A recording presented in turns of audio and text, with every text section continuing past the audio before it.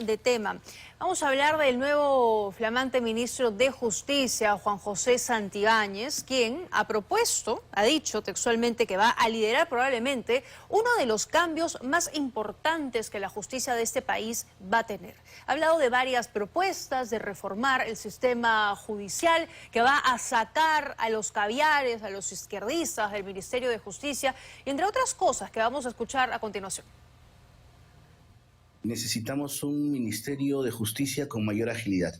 No solamente una mayor agilidad en la reforma de justicia, sino también, por ejemplo, en la construcción de los penales, en la estructuración de nuevos centros de reclusión que realmente cumplan su finalidad, en limpiar también, y hay que decirlo claro, al Ministerio de algunos sectores, específicamente caviares o de izquierda, que han tenido siempre como intención desvirtuar las acciones que tienen los gobiernos en su lucha contra la criminalidad y en su lucha contra la delincuencia. En su gestión se abordará este tema, la reforma de justicia. Es uno de los primeros pilares que nosotros vamos a promover, ¿no? Siempre, ¿de qué manera?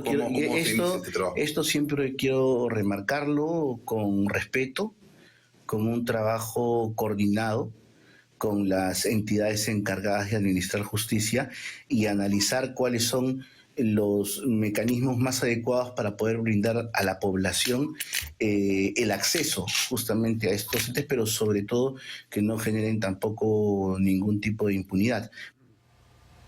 ¿Es importante una reforma del sistema de justicia? Por supuesto que sí. La pregunta es si es que es viable hacerla en ese contexto, con un gobierno y un Congreso que están casi de salida, que están deslegitimados, con una aprobación mínima, mínimos históricos, eso no lo habíamos visto antes, y con muchos de sus integrantes además investigados. O sea, ¿de qué reforma estamos hablando? Esto además tendría que involucrar Ministerio Público, Poder Judicial, seguramente a la Policía Nacional también. Entonces, estamos hablando de partes interesadas proponiendo cambios importantes en el sistema judicial. No nos olvidemos que el señor Santibáñez tiene investigaciones, su jefa, la presidenta también, y varios, sobre todo la mayoría de los parlamentarios. Maite Vizcarra y Jaime Daltaos me acompañan esta noche en los estudios de 2025. Gracias a los dos por estar aquí, bienvenidos. Gracias, Tatiana, por la invitación. A ver, para ustedes, una persona con 12 investigaciones fiscales es la más adecuada para sacar adelante una reforma del sistema judicial. ¿Este gobierno debería impulsar este proyecto? ¿Qué piensan, Maite? Bueno, es en efecto una situación particular porque es una persona cuestionada.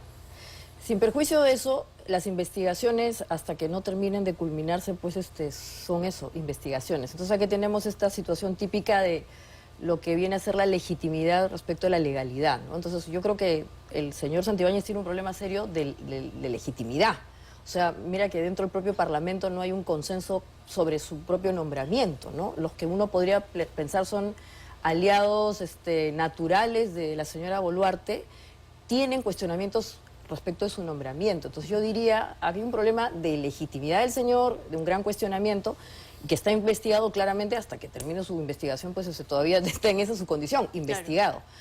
Sin perjuicio de eso, si esta persona ha tenido se le está dando una tremenda oportunidad ahora para que de alguna manera pueda hacer algo relevante. Hablar de la reforma del sistema de justicia en el Perú debe ser una cosa muy retadora y casi como para ganarse un premio Nobel, ¿no? Porque no es tan fácil como has mencionado. O sea, hay muchos actores, está el Ministerio Público con toda la crisis que tiene actualmente, todo el asunto de la policía, pero sobre todo porque institucionalmente administrar justicia en el Perú es muy complejo porque todavía utiliza sistemas anacrónicos, ¿no? O sea, una cosa tan simple. Todavía dependemos de los papeles. Sí. O sea, tú te vas a cualquier juzgado o a cualquier lugar donde se administra justicia y encuentras una ruma de papeles que fácilmente puede ser manipulable. Exacto. Jaime, ¿cuál es su análisis respecto a los promotores de este proyecto? Bueno, en primer lugar, Santibáñez no debió ser designado ministro porque acaba de ser censurado.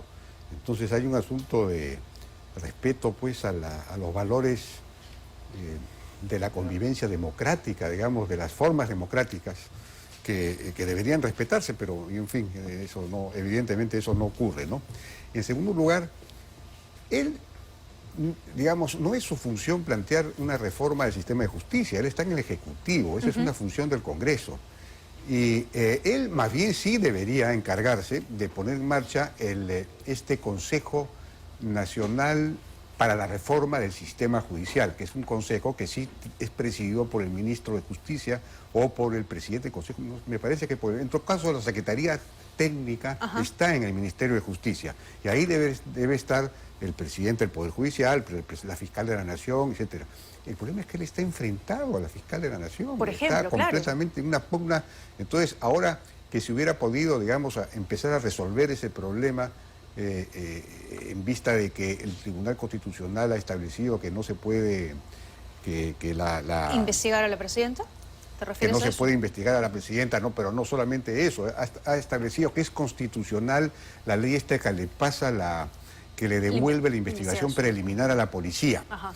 Entonces, eso, y el Tribunal Constitucional ordena, o digamos, exhorta a que se pongan de acuerdo los protocolos entre la policía y la Fiscalía de la Nación para poder enfrentar al crimen. Porque el crimen avanza y las instituciones están descoordinadas. De acuerdo. Pero ¿qué quiere reformar Santibáñez? ¿Qué piensan ustedes? ¿Qué quiere reformar él?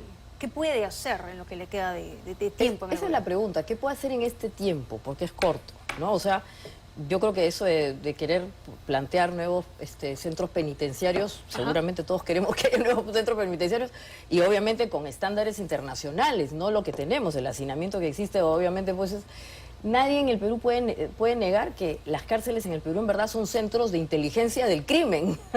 Tienen todas las facilidades del caso, el tema de los celulares, hay investigaciones que demuestran que hay internet, en fin, entonces en verdad hoy día sería engañarnos. Ya. Pero esa primera medida, por ejemplo, ¿hay posibilidad de hacerlo en el tiempo? Es una primera medida. La otra que ha mencionado Jaime es interesante. Hay todo un sistema institucional que hay que revisar claramente. El propio Ministerio Público tiene una serie de elementos que hay que revisar respecto de su propia coordinación con la policía. Claro, claro que sí. Pero a ver, el señor Santibáñez cuando fue ministro del Interior no redujo ni 1% a la criminalidad, no pudo ni comprar chalecos antibalas, va a poder construir cárceles. Bueno, pues, pero ojalá pueda, porque hay algo importante. El Congreso aprobó hace un par de meses esta ley que crea el sistema de flagrancia. Y de manera muy interesante el Ministerio Público, que está metido en una serie de problemas, sin embargo sacó una resolución interesante, importante, hace menos de una semana. Crea 33 fiscalías de flagrancia, porque el Ministerio Público era renuente a participar en estas unidades de flagrancia, que son fundamentales. Ahí están policías, fiscales, jueces, una carceleta, un pequeño laboratorio. Entonces, ahí los casos se resuelven en 72 horas máximo, en lugar de resolverse en años. Claro. Entonces, es un avance, pero sideral, geométrico, ¿no? Pero si tú resuelves y vas a poder condenar incluso a 3 meses, a 6 meses, como es en Estados Unidos, a unas semanas o a un año, ¿no? Vas a necesitar muchas más cárceles. Porque ¿dónde pones a todos esos que vas a poder castigar con celeridad?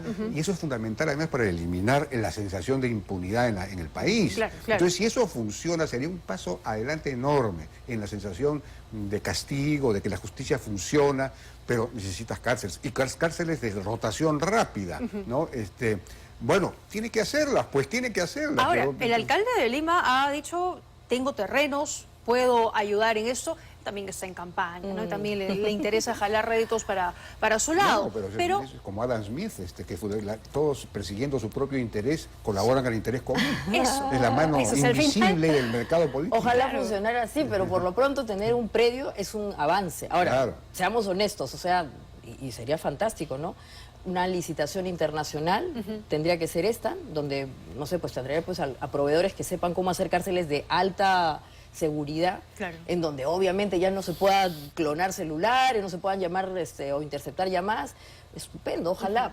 La pregunta acá es, ¿va a poder hacer eso en cuánto tiempo? En fin, habría que abocarse solamente a ese tema y esa sería toda la reforma. Una sola cosa, ¿no? Porque por otro lado, la reforma del sistema judicial, hay que decirlo, hay una comisión especial en el Congreso, creada para este fin y presidida por Mari Carmen Alba, que ha producido ya un primer borrador de proyecto de reforma constitucional que crea el sistema de justicia e introduce una serie de reformas muy interesantes. A mí me pareció muy bueno, lo acabo de revisar precisamente. Crea el sistema, pero, en fin, además crea, por ejemplo, la Escuela Nacional de la Justicia, que es lo que le llaman, ¿no? La Escuela Nacional de la Justicia, que reemplaza a la Junta Nacional de Justicia. Tú, para ser designado juez o magistrado o fiscal, tienes que pasar un curso de 2 años en una escuela de alto nivel, y recién ahí te pueden nombrar y nombran a los que quedan primeros, por mérito ingresas, ¿no? De acuerdo. Entonces, cosas de ese tipo. La Corte Suprema se redefine por completo, ya no va a ser casación, sino revisar algunos casos escogidos para sentar jurisprudencia, es decir, para que la justicia tenga predictibilidad, claro, que eso es fundamental, y eso reduce la corrupción, porque si ya sabes cómo cierto tipo de casos se resuelven, entonces el juez no puede apartarse de la jurisprudencia señalada, porque si se aparta significa que le han pagado para apartarse, ¿no? Claro, el tema es que tiene que haber voluntad política para que se hagan las cosas, y yo dudo un poco de los representantes que tenemos ahora, porque insisto, hay investigados que sí, no están todavía condenados, pero hay investigados en el gobierno, hay más de la mayoría de parlamentarios que también tienen procesos. O sea, hay intereses de por medio. Claro, pero en esta comisión no están los que tienen los intereses. Pero son los que van a votar votar, sí, ¿no? Al final. Bueno, pero van a votar por una buena reforma. Votarían contra sus intereses. Y eso, entonces, claro, se desprendería de lo que tú dices, que no van a votar por la reforma. Porque digo, pueden haber ajustes, ¿no? Como te doy el voto, pero cámbiame esto, ajústame aquí. Entonces, sí, pero no pueden sacar una norma que tenga un artículo para ellos mismos, ¿no? Bueno, pero veo es bien que difícil. lo que pasa es que yo diría que en este Congreso es muy difícil. O sea, han llegado solamente a consensos para las cosas malas, seamos honestos. Algo positivo, ojalá, podría ser esta reforma. Han aprobado la ley de ojalá. bicameralidad, la reforma de la bicameralidad, que es fundamental. Han aprobado varias reformas bien interesantes. Pero del otro lo que lado pasa también es que del otro lado han aprobado barbaridad y media también. Pero si hacemos un balance, digamos que lo bueno es muy poquito respecto de lo grande.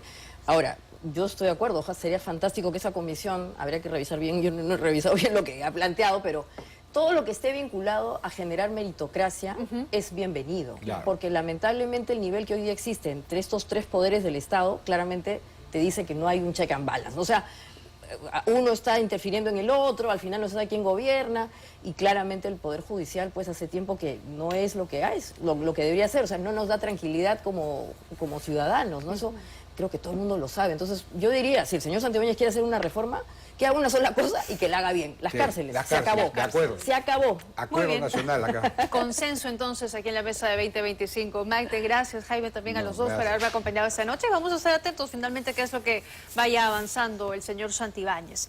A ver, cambiamos de información.